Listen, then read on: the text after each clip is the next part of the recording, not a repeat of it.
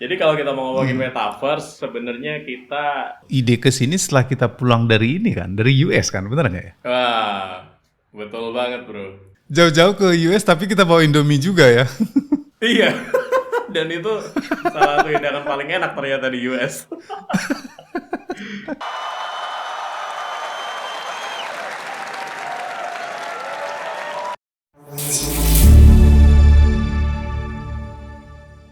Widih, thank you ya bro, udah sempatin waktu untuk ngobrol-ngobrol. Oke, selalu dong kalau buat Bang Sastra harus bisa ngomong. Wih, asik. Pak Indra ini bapak metaverse Indonesia ya sekarang ya? Waduh. Kok bisa jadi bapak? Ini bajunya aja, situ meta saya bukan. Ya, Anda itu kan terlalu low profile ya. Tadi aku sebenarnya pilihin baju yang mana ya kira-kira sesuai. Ini aku ketemu bapak metaverse nih. wah asik. Yang mana bajuku kira-kira sesuai gitu. Ternyata dia malah low profile hari ini. Oke bro. Ya. Sebenarnya kan aku pantengin terus tuh beberapa tahun terakhir aktivitasmu di metaverse ya. Dan sebenarnya aku juga nggak terlalu memahami metaverse ini 100%. Jadi kayaknya ini waktu yang tepat untuk belajar sebenarnya definisinya gimana sih. Terus kalau kita mau, ya kita sebagai developer kalau kita mau main ke sini kira-kira apa sih yang perlu kita persiapin, apa yang kita perlu harapin dan masa depannya seperti apa gitu. Nah kayaknya itu yang jadi keresahanku saat ini gitu. Kalau menurut Bang Sastra apa? Metaverse itu apa? Kayak gimana? Kalau definisiku sekarang sih ya, mungkin sebuah upgrade experience dari internet kita sekarang. Terlepas itu hardware-nya apa, software-nya apa, tapi sebuah peningkatan experience gitu. Cocok. Jadi kalau kita mau ngomongin, setuju banget. Jadi kalau kita mau ngomongin metaverse, sebenarnya kita hanya perlu ngelihat internet aja ya.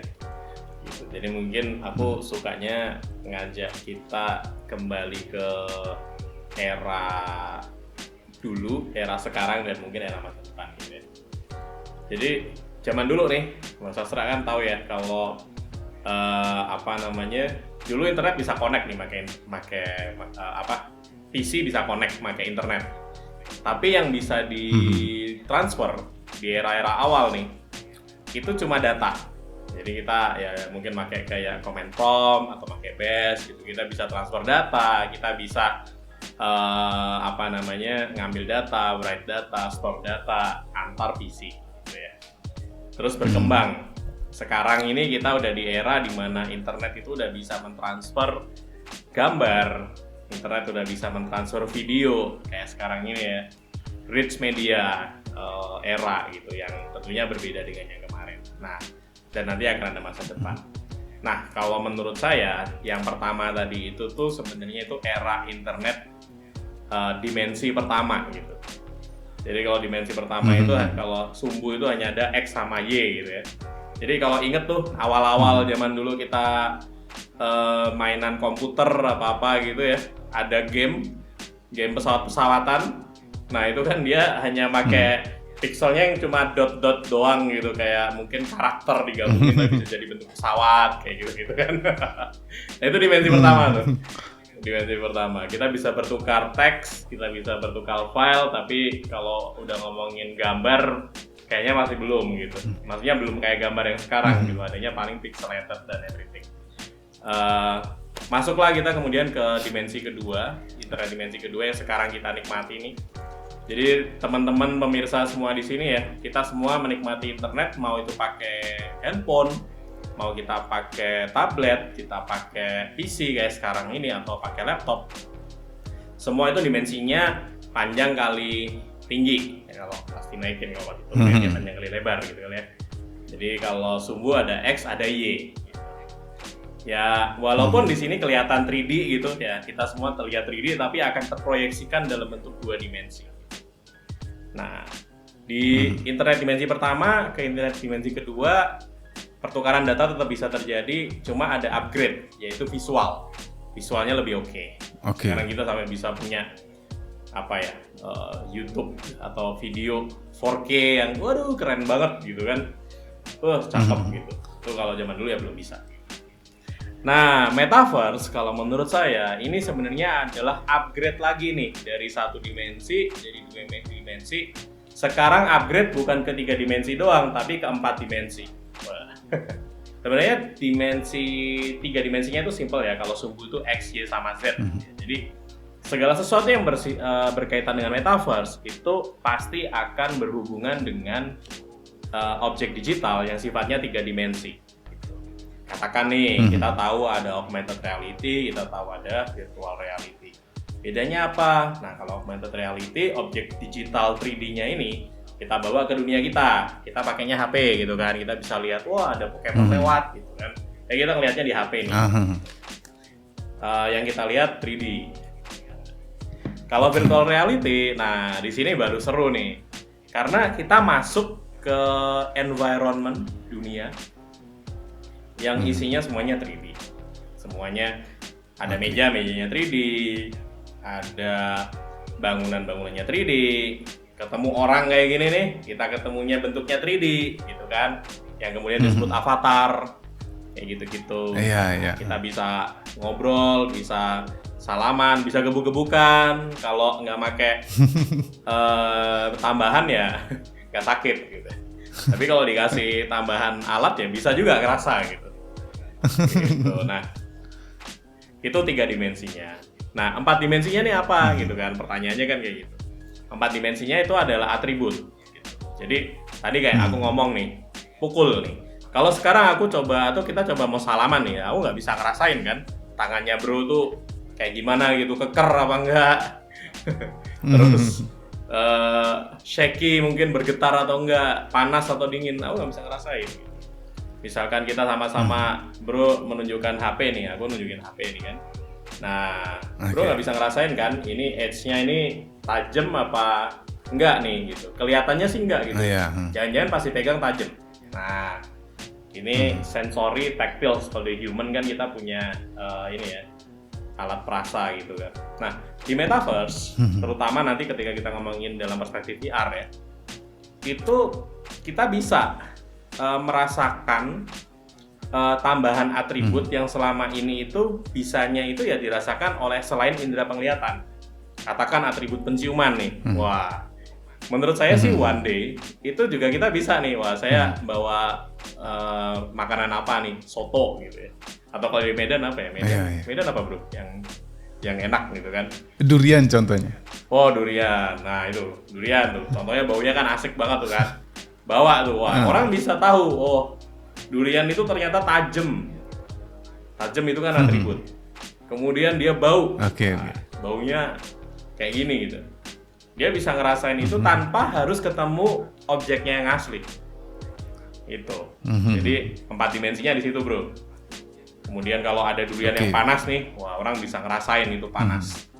Jadi nggak cuma ngeliatin ada uapnya dan ternyata mungkin nggak panas gitu. Jadi bener-bener dipegang, oh kerasa panas nih. Yang dingin kayak gimana, panas kayak gimana, bergetar kayak gimana, diem kayak gimana, tajam kayak gimana, lembut kayak gimana, itu semua bisa dirasain kayak gitu. Jadi menurut saya metaverse itu Kalau sekarang kan teknologi sebelum metaverse itu kan hanya kita bisa lihat dari indera mata aja gitu kan. Betul. Dengan adanya metaverse ini bisa jadi jembatan untuk indera kita yang lain gitu. Tapi bukan indera yang ini ya, maksudnya indera tubuh gitu. Bukan saya. Kebetulan namanya indera juga, jadi agak sulit. Iya, pasaran. Maksudnya indera perasa dan yang lain-lain gitu ya. Tapi kan itu tentu butuh waktu untuk sampai kita bilang mature lah ya, teknologi yang seperti itu gitu. Oh iya, ini kalau nggak salah kan bro, ide kesini setelah kita pulang dari ini kan, dari US kan, benar nggak ya? Wah, betul banget bro. Nah kayaknya kita cerita itu dulu deh, karena kemarin boleh.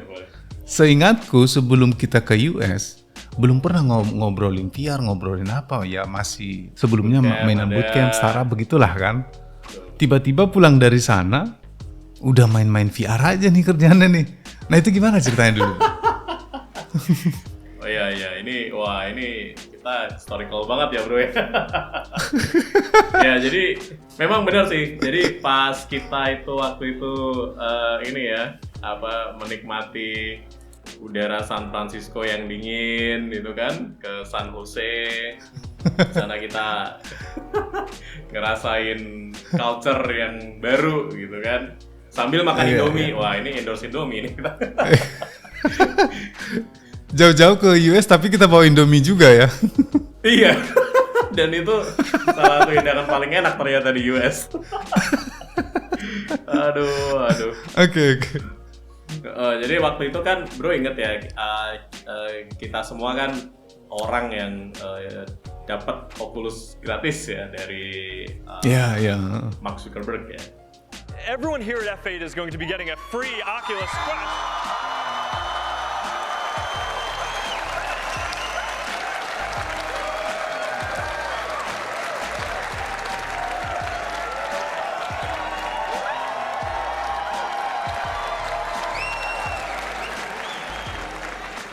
Nah, itu aku ke boothnya Oculus tuh. Wah, terus nyobain semuanya. Di situ ada kayak 4 experience. Satu experience itu kalau mau nyoba harus ngantri lagi. Aku tuh bener-bener ngantri 4 kali nih. Jadi nyobain yang tools kayak buat 3D creator itu, lanjut berikutnya yang kayak ada gamenya, lanjut yang Horizon-nya, sama yang terakhir apa sih aku itu agak lupa itu. Nah di situ aku udah amazed sih, maksudnya wow ini tuh emang kayak bisa bawa kita ke dunia lain ya, ke dunia entah berantah gitu ya. Sebenarnya nggak di situ gitu, tapi sensasinya kayak ada di tempat lain gitu kan. Memang pada saat itu, terutama pada saat aku mainan yang kayak 3D creator gitu tuh, wah ini harusnya bisa open up many possibilities nih. Banyak problem-problem yang selama ini susah di solve, kayaknya dengan media seperti ini bakalan jadi bisa di-solve.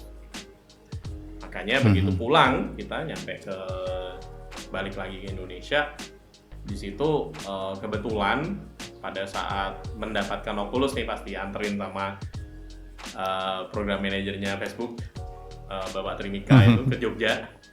Asik. Alhamdulillah pas aku ulang tahun. Iya. Asik banget tuh, 1 Agustus 2019. Aku masih ingat banget.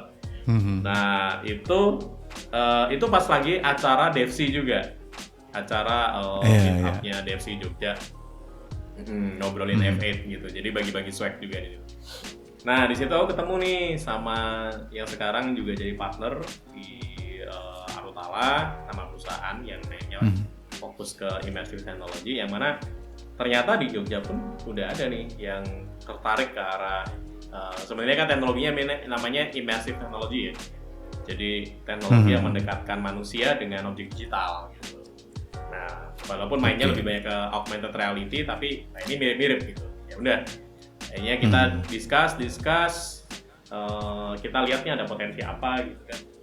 Dan ya udah, akhirnya 2020 berdirilah Arutala, dan memang banyak fokus membuat solusi-solusi metaverse, terutama akhirnya kita menyasarnya ke pendidikan gitu. Karena kok kayaknya nih salah satu problem besar yang bisa di-solve dengan adanya metaverse adalah kekurangan fasilitas gitu, dan atau pendidikan yang biayanya mahal dan resikonya tinggi. Nah itu harusnya dengan metaverse kita bisa bikin resikonya itu jadi lebih safe ya, lebih aman, dan biayanya juga lebih affordable. Tapi ada yang menarik tuh yang tadi tentang sampel di kesehatan itu. Berarti kan ternyata VR ini bisa dibawa untuk dunia pendidikan untuk sesuatu yang sifatnya berbahaya gitu kan. Atau mungkin costly kalau praktek secara langsung. Seperti apa tuh contohnya bro? Kesehatan ini salah satu yang banyak ya, pelatihan-pelatihan yang memang biayanya tinggi, costly, dan resikonya tinggi gitu. Makanya ya wajar ya biaya pendidikan dokter itu cukup tinggi gitu, karena memang biaya untuk bisa melakukan trainingnya itu emang tinggi sekali. Selama ini kan misalkan ingin tahu tentang organ-organ tubuh, itu kalau misalkan kita ya sewajarnya normal, ya berarti memang harus ada mayatnya gitu, atau mungkin ada tubuh yang memang tidak dan lain-lain. Yang mana itu cost-nya tinggi sekali gitu. Dan durability-nya juga nggak bisa lama gitu bro. Jadi misalkan ada satu mayat itu namanya kadaver ya, kadaver itu juga nggak bisa lama gitu. Jadi mungkin dalam waktu berapa tahun itu ya akhirnya udah hampir nggak bisa digunakan lagi gitu. Padahal mendapatkan satu kadaver juga biayanya juga cukup mahal gitu. Nah itu costly banget. Oke. Terus kalau kita mau ngomongin resiko nih, tempat pembelajaran bagi dokter, bagi perawat, tenaga kesehatan itu di mana paling bagus kan di rumah sakit atau di klinik. Nah kita tahu sendiri nih, ya untungnya sekarang udah landai ya. Tapi kayak kemarin dengan adanya pandemi, resiko tertular COVID-nya tinggi gitu. Padahal pembelajaran harus tetap jalan nih. Akhirnya kan dilematis nih. Apakah belajar dengan resiko tinggi atau tidak belajar tapi jadinya nggak ada calon nakes yang baru. Nah itu kan juga bahaya dua-duanya. Nah disitulah Metaverse bisa berperan gitu untuk memberikan alternatif solusi pelatihan yang tetap aman tapi bisa dijalankan kapanpun dimanapun tanpa mengurangi esensi pelatihan yang berbasiskan praktikum. Kalau di industri lain gitu ada nggak kira-kira sampelnya? Industri lain ada sih. Jadi sebenarnya kalau kita ngomongin Metaverse ini kayak akhirnya use case besarnya adalah satu itu untuk training, satunya itu biasanya buat marketing. Nah, marketing sih mungkin salah dua ya kemarin yang kita mungkin ada dua yang bisa aku cuplik ya. Kita yang satu itu kita bikin kayak exhibition tools. Jadi buat drone passenger. Ini perusahaan dia akan menerbangkan orang dengan menggunakan drone di masa depan gitu ya. Ya tapi saat ini kan drone-nya berarti belum bisa nerbangin orang. Dan kalau dia mau melakukan eksibisi kemana-mana, angkat, bongkar, pasang, rakit satu drone itu juga lumayan gitu cost-nya gitu. Apalagi dikalikan haruskan eksibisi beberapa kali gitu kan. Nah daripada itu kita siapkan nih ya VR, orang bisa ngerasain terbang naik drone kayak gimana. Drone-nya belum bisa terbang tapi orangnya udah bisa ngerasain terbangnya kayak gimana dengan menggunakan sensasi VR. Experience-nya dapat, cost-nya juga bisa reduce. Seingatku ya pas kita ke US itu memang sampel-sampel di sana kan itu lebih banyak ke entertainment kan atau gaming atau experience. Aku masih ingat tuh kita bisa kayak seakan-akan nonton konser, kita ada pasti depan artisnya gitu. Jadi kita kayak ada di dalam gitu. Nah waktu itu memang aku belum ada kepikiran kalau ini bisa dipakai untuk case-case yang memang real case gitu. Kalau itu kan semua entertainment atau gaming gitu kan. Dan kebetulan aku nggak terlalu tertarik juga dengan gaming kan. Nah, tapi satu mungkin komplainku ya. Tapi ini bukan ke metaverse-nya, lebih ke hardware-nya ya. Jadi ketika pakai Oculus itu aku nggak bisa lama. Satu karena berat, panas, dan aku kan pakai lensa ya. Jadi otomatis kan ketekan. Dan aku pernah pakai itu game apa dulu ya? Game seperti zombie gitu. Jadi kita nembakin zombie gitu kan. Seru sih. Tapi aku hampir muntah pakainya. Aku paksain kan karena serunya gitu, hampir muntah. Jadi aku nggak tahu apakah ini umum atau memang hanya untuk beberapa orang aja. Akhirnya Oculusku itu gak jarang dipakai lah jadinya gitu. Seru tapi akunya nggak nyaman gitu. Menurut Bro itu gimana? Ya memang kalau kita ngomongin evolusi dari perkembangan device VR ya, ini kan berarti kan ngomongnya virtual reality ya. Memang orang harus pakai namanya HMD, head mounted display. Itu memang kita, kalau aku bilang ini kita baru di titik apa ya, beginning lah, awal gitu. Walaupun sebenarnya sebelumnya udah banyak nih perkembangan sebelumnya, udah ada kayak VR buat apa namanya, yang ya sebelumnya udah banyak yang bikin lah, dari Vive udah bikin. Oculus ini kan juga salah satu pembuat apa namanya device VR gitu kan, tapi sebelumnya juga udah banyak gitu kan. Dan semakin kesini emang itu semakin dibuat nyaman. Kalau dibandingkan dulu mungkin udah lebih parah lagi gitu kan. Sekarang itu semakin sophisticated, semakin lebih nyaman. Tapi memang itu tidak bisa dipungkiri. Satu, dia masih bulky banget ya, karena dia masih berat banget di depan.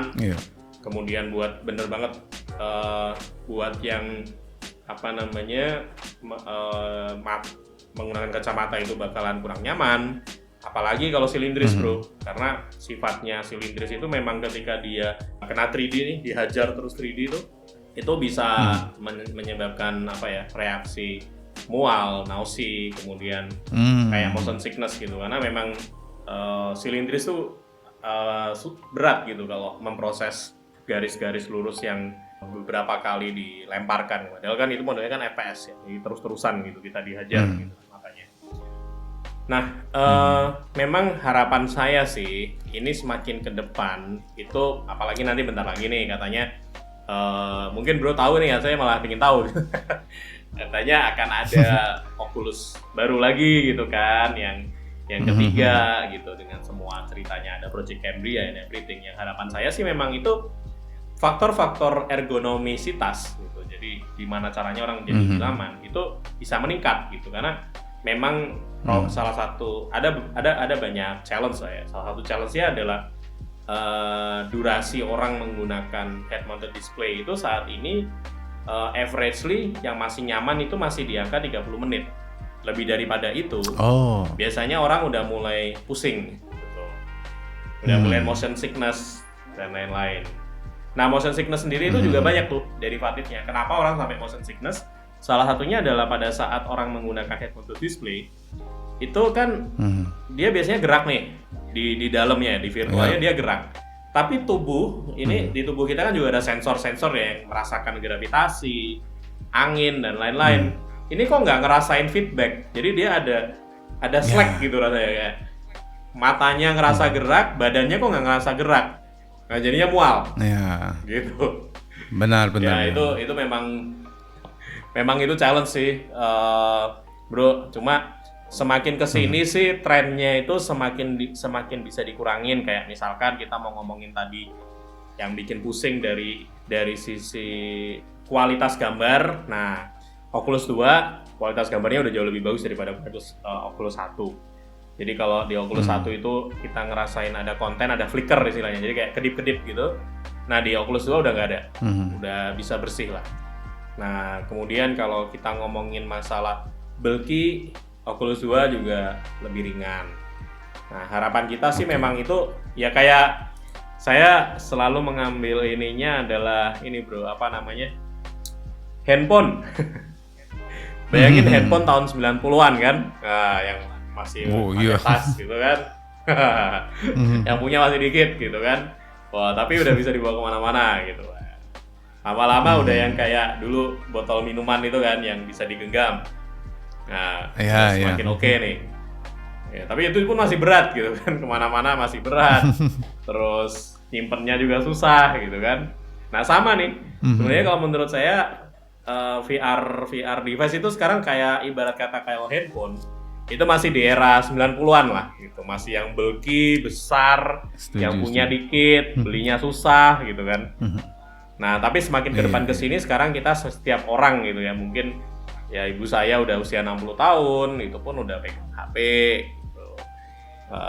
Udah smartphone semua gitu kan, jadi tipis, dibawa kemana-mana nyaman, nggak berat gitu kan, baterainya awet ya. Ini bagian dari proses sih bro, sampai akhirnya nanti kita one day mungkin punya device VR yang ya udah kayak kacamata aja, atau kalau perlu kayak lensa contact lens gitu kan, yang mana kita udah kenyamanan itu udah integrate gitu sama tubuh kita, udah nggak ada rasa nggak nyaman ketika menggunakan dalam waktu lama gitu bro, menurut. Setuju. Berarti ya rasa mualku tadi akhirnya terjawab bro, motion sickness itu ya. Jadi memang seingatku dulu kenapa aku mual, ada di situ gerakan memutar badan, tapi bukan badanku yang kuputar, tapi sticknya yang kuputar.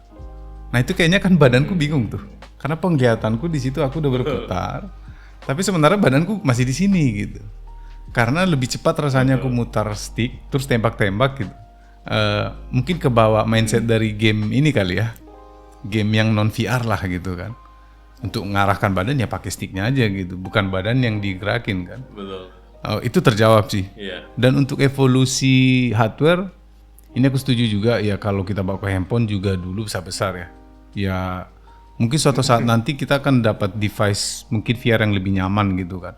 Apakah metaverse itu hanya melulu VR?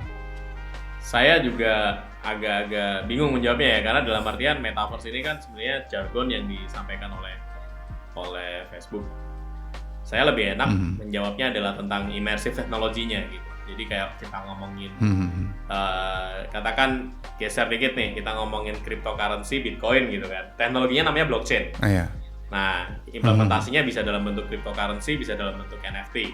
Nah, ini juga sama nih, immersive technology, metaverse itu dibangun di atas immersive technology. Immersive technology itu, kalau ngomongin immersive technology, lebih bisa gampang saya neranginnya. Karena di situ ada sekitar 5 kali ya, 5 bentuk lah. Jadi esensinya immersive technology itu apa? Tadi ya, mendekatkan manusia dengan objek digital. Mendekatkannya gimana? Ada kayak 5 macam nih. VR deh tadi yang kita udah ngobrol panjang. Itu artinya manusia masuk ke dunia digital, pakainya head mounted display, salah satunya Oculus. Itu satu. Nah, 2 yang sebenarnya kita lebih common nih, yaitu augmented reality, AR. Bro buka Instagram, pakai filter, mukanya jadi berubah, padahal muka aslinya nggak kayak gitu. Nah, itu udah augmented reality. Perubahannya itu adalah objek digital, objek virtual, kitanya manusia normal dan sekitar kita ya kayak gini. Jadi kalau augmented reality itu objek digital kita bawa ke dunia kita.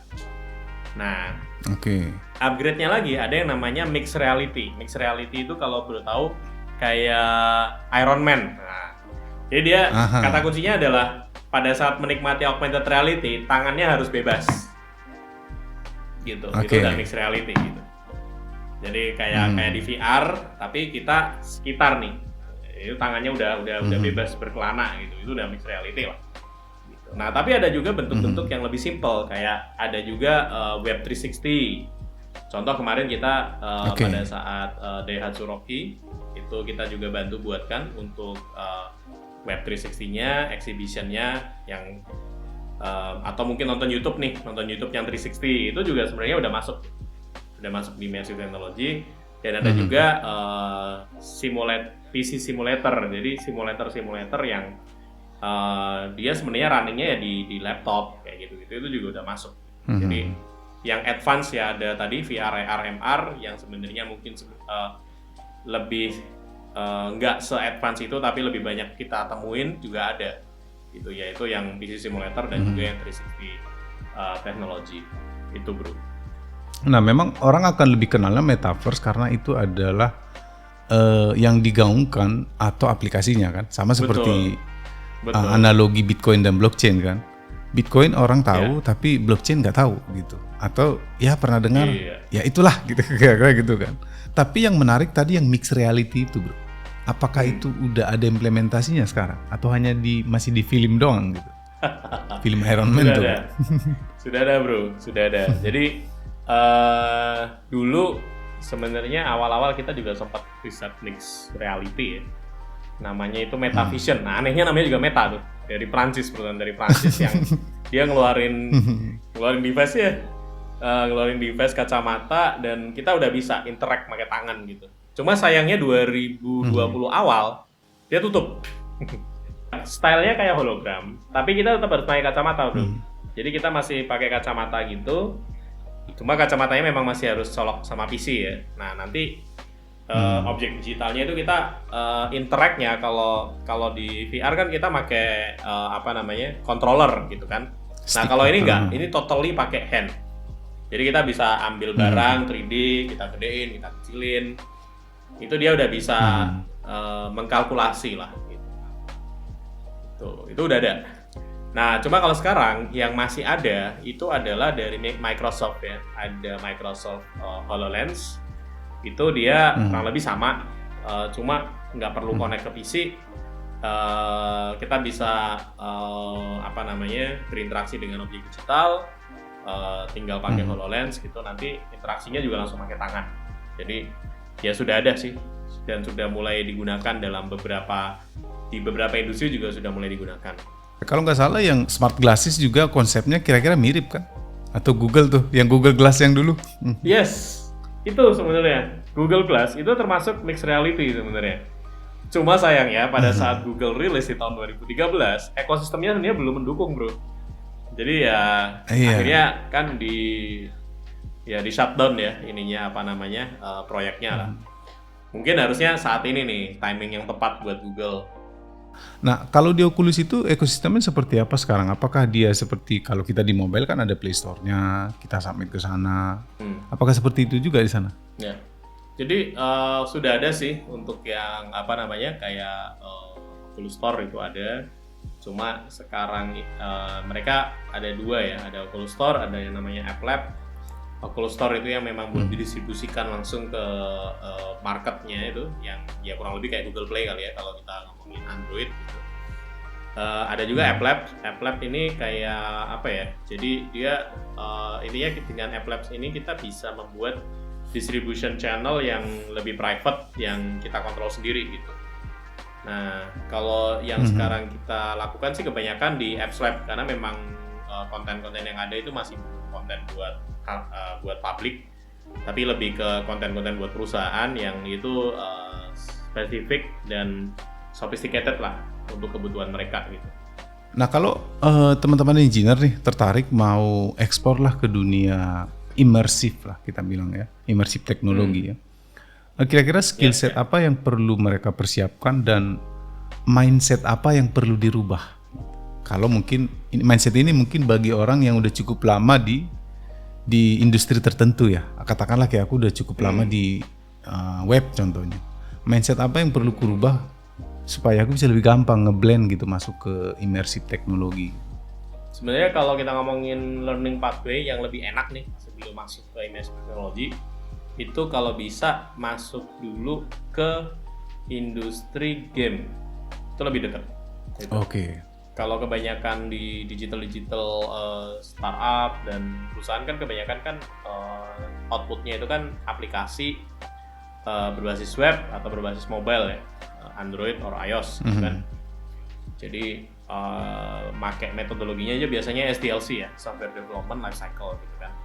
Nah, kalau di Metaverse ini, kalau sekarang sih metodologi yang fix itu belum ada yang dipublish gitu. Cuma kalau best practice-nya sih kalau saya lihat ini lebih dekat ke game development lifecycle, lebih ke GDLC. Perbedaan utamanya di mana sih? Di aset sebenarnya. Kalau bro saat ini bikin aplikasi mobile atau web gitu kan, itu kan aset yang dimainin kan aset 2 dimensi ya. Sementara kalau kita ngomongin Metaverse itu semua asetnya mostly itu 3 dimensi gitu. Terus ada juga ketambahan misalkan kita ngomongin soundnya itu pun juga nggak bisa hanya kita ngomongin yang penting nyala gitu. Tapi ada kayak spasial gitu. Jadi mindset utama yang harus nanti perlu dikuasain itu adalah bagaimana merubah perspektif dari yang biasanya itu cuma panjang kali lebar tadi itu. Jadi kalau web apps itu kan scroll ya, paling utama scroll gitu kan. Jadi kita udah punya ini, nanti kita scroll yang ada klik, zoom out, zoom in gitu. Activity-nya itulah, interaction-nya itu gitu. Nah, sementara kalau kita ngomongin Metaverse, apalagi kalau VR gitu kan, akan muncul kayak gini. Gimana caranya kamu ngasih tahu kalau tombol yang harus dipencet itu di belakang kamu bagian bawah. Nah. Menarik tuh. Nggak ada rencana buat apa gitu, pelatihan gitu bro sama kita developer? Oh boleh. Disiapkan. Jadi memang kebetulan kan ada tim juga nih di Dojo Box Academy nih. Kita memang lagi menggodok untuk Metaverse Engineer ya. Jadi untuk membuat konten Metaverse ini ada engineer-nya dan ada aset kreator. Nanti tinggal milih pathway-nya mau yang mana nih, mau yang engineer-nya atau mau yang aset kreatornya. Itu nanti masing-masing memang udah ada spesifikasi dan skill yang harus dikuasain sebelum nanti akhirnya bisa create konten di Metaverse ini.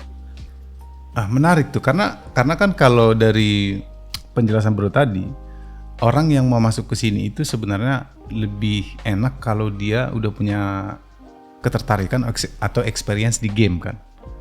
Nah, justru yang terjadi sekarang ini banyak orang masuk ke dunia programming atau kuliah programming IT karena dia suka game. ternyata pas di sana berbeda jauh gitu. Akhirnya dia stop Iya. gitu.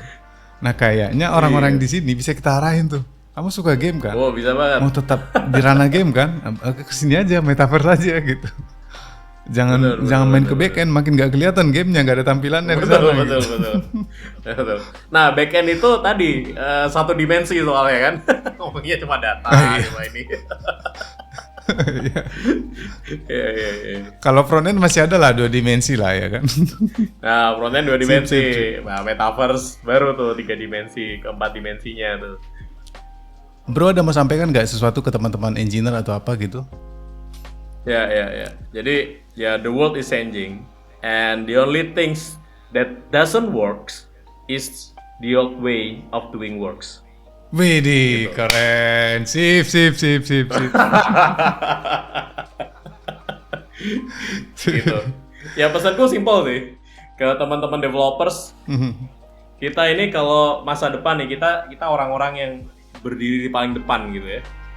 Yang menyebabkan perubahan dan sekarang ini ada perubahan yang sangat cepat dan satu-satunya cara yang nggak works itu ya cara lama, itu udah nggak works semua. Maka ya yuk bareng-bareng nih kita belajar nih, kebetulan ini changes is coming dan aku sih percaya memang masa depan itu imersif karena dengan imersif ini akhirnya kita bisa memanjakan bukan cuma mata dan pendengaran kita nih, tapi penciuman, indera perasa, indera taktil kita itu akhirnya nanti bisa juga berinteraksi gitu dengan menggunakan internet. Nah, mumpung belum banyak nih yang jago gitu ya, yang belum saturated gitu lah, belum kompetisi, belum begitu berdarah-darah gitu ibarat kata. Nah, jadilah orang yang memang duluan gitu kan, sehingga siap gitu menghadapi zaman yang berikutnya yang mungkin ya berbeda dengan yang sebelum-sebelumnya. Itu sih bro. Thank you bro, aku juga jujur mau banyak belajar juga tentang hal ini gitu. Kayaknya mungkin suatu saat kita bisa buat tentang sesuatu atau training atau meet up nanti ya, mungkin kalau udah waktunya udah boleh, memungkinkan gitu kan. Thank you banget nih untuk waktunya, untuk sharing-sharingnya. Kita tutup ya. Thank you bro, sehat-sehat. Yuk, thank you. Sehat-sehat. Mari.